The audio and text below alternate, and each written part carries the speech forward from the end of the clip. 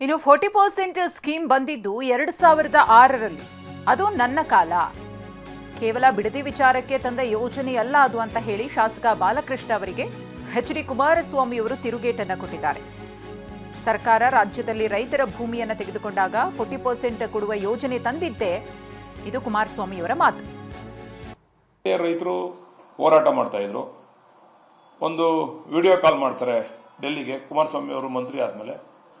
ಇದೇ ಕುಮಾರಸ್ವಾಮಿ ಅವರು ಮಂತ್ರಿಯಾಗಿ ಆ ವಿಡಿಯೋ ಕಾಲ್ನಲ್ಲಿ ಹೇಳ್ತಾರೆ, ನಾನು ನಮ್ಮ ಜನಗಳಿಗೆ ಜಾಗ ಸಿಗಬೇಕು ಅಂತಕ್ಕಂಥ ವಿಚಾರ ಇಟ್ಕೊಂಡು 40% ಕೊಡಬೇಕು ಡೆವಲಪ್ಡ್ ಏರಿಯಾದಲ್ಲಿ ಅಂತ ತೀರ್ಮಾನ ಮಾಡಿದ್ದೆ ಅಂತಕ್ಕಂಥ ಮಾತನ್ನ ಮೊನ್ನೆ ಹೇಳಿರೋದು ಅವ್ರು ಮಂತ್ರಿ ಆದ್ಮೇಲೆ, ಇವತ್ತಲ್ಲ.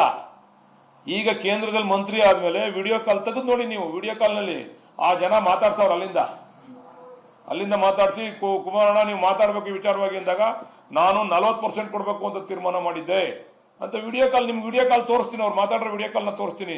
ನಮ್ಮ ಮಾಧ್ಯಮದವರು ಬರೀ ಕುಮಾರಸ್ವಾಮಿ ಅವ್ರು ಒಂದು ಮುಖದ ಒಂದ್ ಸೈಡ್ ಮಾತನ್ನೇ ಕೇಳ್ತಾರೆ, ನೀವು ಪ್ರಶ್ನೆ ಮಾಡಲ್ಲ ಅವ್ರನ್ನ. ಅವ್ರು ಏನ್ ಹೇಳ್ತಾರೆ ಅದನ್ನ ಆಗ್ತಾ ಇದ್ದೀರಾ ಅಷ್ಟೇ. ಪ್ರಶ್ನೆ 40% ಸ್ಕೀಮ್ ಬಂದಿದ್ದೆ ನನ್ನ ಕಾಲದಲ್ಲಿ 2006ರಲ್ಲಿ.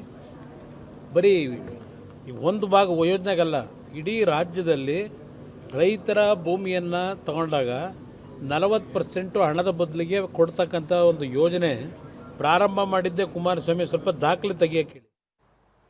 ಇನ್ನು ಎಚ್.ಸಿ. ಬಾಲಕೃಷ್ಣ ಮತ್ತು ಎಚ್.ಡಿ.ಕೆ ಮಧ್ಯೆ ಪರಿಷತ್ ಫೈಟ್.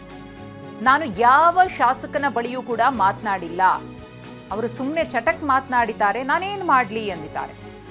ಶಾಸಕರನ್ನ ಸೆಳೆಯುವ ಯತ್ನ ಆಗಿದೆ ಅಂತ ಹೇಳಿ ಬಾಲಕೃಷ್ಣ ಅವರು ಹೇಳಿದ್ರಲ್ಲ, ಅದಕ್ಕೆ ಕುಮಾರಸ್ವಾಮಿಯವರ ತಿರುಗೇಟಿದೆ.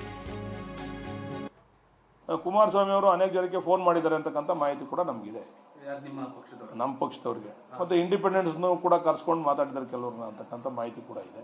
ಅವರೆಲ್ಲ ಹೇಳಿದ್ದಾರೆ, ಇಲ್ಲ ನಾವು ಹಂಗೆ ಮಾಡ್ಲಿಕ್ಕಾಗಲ್ಲ, ನಾವು ಡಿ.ಕೆ. ಶಿವಕುಮಾರ್ ಅವ್ರ ಪರ ಇದ್ದೇವೆ, ನಾವು ಮುಖ್ಯಮಂತ್ರಿಗಳು ಹೇಳಿದ್ದಾರೆ ನಮಗೆ, ನಾವು ಓಟ್ ಹಾಕ್ತೀವಿ ಅಂತಕ್ಕಂಥ ಮಾತನ್ನು ಹೇಳಿದ್ದಾರೆ.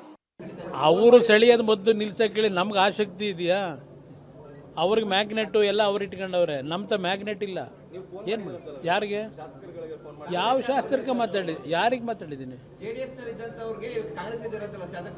ಯಾರು ನನಗೆ ಗೊತ್ತಿಲ್ಲಪ್ಪ ಅದು ಯಾರು ಮಾತಾಡಿದ್ದೀನಿ ಅಂತ. ಅವರು ಸುಮ್ಮನೆ ಚಟಕ್ಕೆ ಮಾತಾಡಿದ್ರೆ ನಾನೇನು ಮಾಡಿ.